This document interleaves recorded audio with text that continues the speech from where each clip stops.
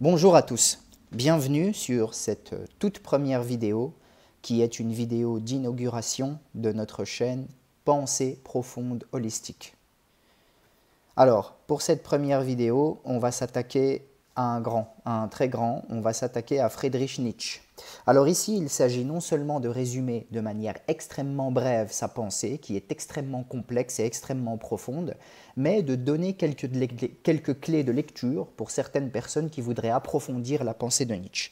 Alors premièrement, Nietzsche était un penseur qui est né en 1844 et qui est mort en 1900 et qui est sans aucun doute l'un des penseurs les plus célèbres, les plus controversés et les plus intrigants et intéressants de l'histoire de l'humanité. Alors honnêtement, j'hésite à appeler Nietzsche comme étant un penseur, un philosophe, mais je pourrais plutôt l'appeler anti-philosophe. Pourquoi? Parce que globalement, Nietzsche n'est pas un penseur à système, comme les grands penseurs qu'on connaît, mais c'est surtout un penseur qui a déconstruit les idoles. Alors quand on dit idole, ça peut être au premier degré, mais si on connaît Nietzsche, si on a parcouru un petit peu ses œuvres, on comprend qu'il y a évidemment différents niveaux de lecture et qu'il s'agit ici plutôt d'idoles intellectuelles, d'idoles philosophiques, c'est plutôt au second degré. Alors Nietzsche, pourquoi est-ce que c'est un anti-philosophe? Parce qu'en fait, comme on le disait avant, c'est quelqu'un qui a déconstruit les pensées de tout le monde. Non seulement il a déconstruit les pensées, mais il a quand même produit une pensée qui lui est propre. Mais ça, on y arrivera en fin de vidéo. Alors rapidement, la plupart des philosophes tendent à dire que la philosophie est née avec Socrate. Mais pour Nietzsche, c'est totalement l'inverse. Pour Nietzsche, la philosophie est née avec les pré-socratiques. C'est là qu'il y avait la philosophie. Et en quelque sorte, Socrate a tué la philosophie. Alors, on va parcourir rapidement au niveau chronologique quelles étaient les qualités, les griefs que portait Nietzsche par rapport aux grands penseurs. Alors, Nietzsche, en réalité, avait une approche extrêmement intuitive et, je dirais, sensorielle de la philosophie, parce que pour lui, les présocratiques, comme par exemple Parménide ou comme Héraclide, étaient des véritables penseurs, au sens où il admirait en fait leur approche intuitive, leur approche cosmique et une vision authentique du monde qui pour lui non seulement colle à la vie, mais aussi colle à la vision de la philosophie qu'il avait. Par contre, à partir de Socrate, pour Nietzsche, la philosophie est morte et Socrate a tué la philosophie. C'est ce qu'il qualifie dans l'une de ses œuvres le début de la mort de la philosophie. Pourquoi? Tout simplement parce que Socrate, on le sait à travers les écrits de Platon, sillonnait comme ça la ville, la cité, et il discutait avec un poissonnier, avec un boucher, avec un marchand, et il lui disait dis-moi par exemple ce que c'est que le beau. Et évidemment, le marchand n'arrivait pas à répondre. Et puis, comme ça, procédant par syllogisme, Socrate arrivait à une seule définition rationnelle du beau. Et c'est justement ça que Nietzsche va reprocher à Socrate, cette rationalisation excessive qui réduit la vie, le foisonnement de la vie et les diverses définitions sémantiques qu'on peut avoir de la vie. Et ça, pour lui, c'est contre la vitalité et ça tue la philosophie. La même chose pour Platon. Nietzsche reprochait à Platon le fait qu'il fantasme une espèce d'idée de la vie dans le monde platonicien, dans le monde des idées, et qu'il a une vision plutôt négative de la vie. Alors que, en réalité, quand on réfléchit, pour Nietzsche en tout cas, c'est la vie d'ici-bas qui vaut le mérite d'être vécue. Et donc, cette espèce d'idéalisme platonicien et cette négation du monde des vivants, du monde de la réalité, c'était la vision de Platon et c'est justement ce que Nietzsche va critiquer chez Platon. Et on peut continuer comme ça. Nietzsche était totalement contre Kant, qu'il qualifiait de chinois de Königsberg, tout simplement parce que, il était extrêmement inintelligible, il avait du mal à le comprendre, et je ne sais pas si certains ont déjà lu Kant, mais si vous lisez par exemple Critique de la raison pure, c'est extrêmement complexe, c'est très très difficile à comprendre. Et donc, en substance, que reprochait en fait Nietzsche à Kant? Il lui reprochait le fait, de vouloir séparer les phénomènes de ce qu'il appelait le noumen. Et deuxièmement, cette moralisation qui est très rigide de la vie. Mais si on remet un petit peu Kant dans le contexte de l'époque, il faut savoir que Kant a émergé dans un contexte où le christianisme était moribond. Même si, de fait, il existait, il y avait très très peu de gens qui croyaient. Et donc, Nietzsche reproche beaucoup à Kant d'avoir voulu sauver le christianisme à travers du jargon et de la moralisation à deux balles. Et donc, c'est justement ce que Nietzsche reprochait à Kant. Et Ça va être important pour la suite, mais Kant avait ce qu'on appelait un impératif catégorique qu'on peut simplifier de la manière suivante. Si tu veux savoir si une action est bonne ou mauvaise, il suffit de te dire qu'est-ce qui se passerait si tout le monde la faisait. Par exemple, je tue quelqu'un. Est-ce que j'aimerais vivre dans un monde où tout le monde tue quelqu'un? Bien sûr que non.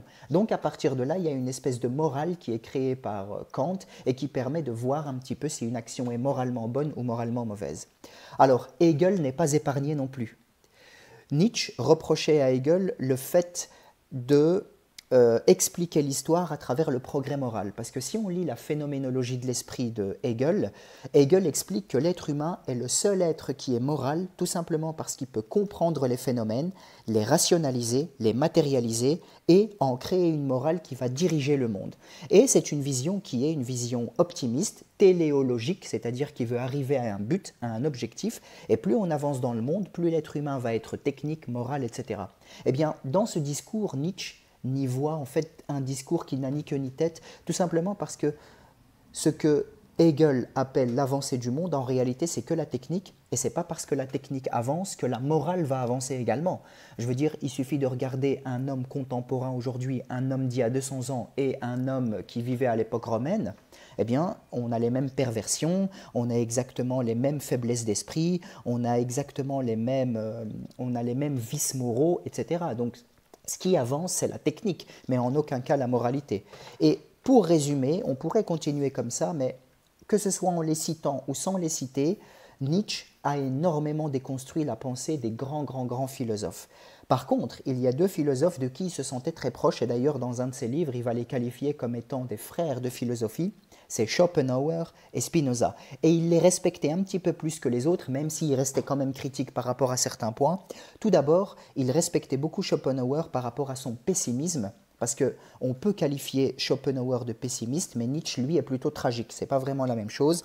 Et il respectait également Spinoza par rapport à son naturalisme et son rejet des valeurs transcendantales, c'est-à-dire cette incarnation dans le monde. Et à travers ça, c'était plutôt des philosophes qui avaient grâce à ses yeux. Et enfin, malgré toutes ces déconstructions, Nietzsche a quand même proposé une pensée. Et sa pensée, elle est fondée sur trois grands piliers.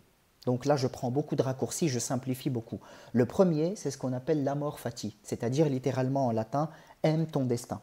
Mais ce n'est pas dans une idée d'aimer son destin dans le sens religieux, mais c'est plutôt dans une idée de « aime ce que ton corps pourrait donner comme son plein potentiel. Aime ce que tu pourrais être de meilleur, ce que tu pourrais faire de meilleur. » Le deuxième pilier, c'est la volonté de puissance, c'est-à-dire le dépassement de soi. L'idée que, au niveau moral, au niveau intellectuel, au niveau philosophique, l'être humain doit être fort, ne doit pas être dans une mendicité intellectuelle ou dans une faiblesse ou une indigence, mais au contraire, il doit être fort, puissant, il doit aller de l'avant.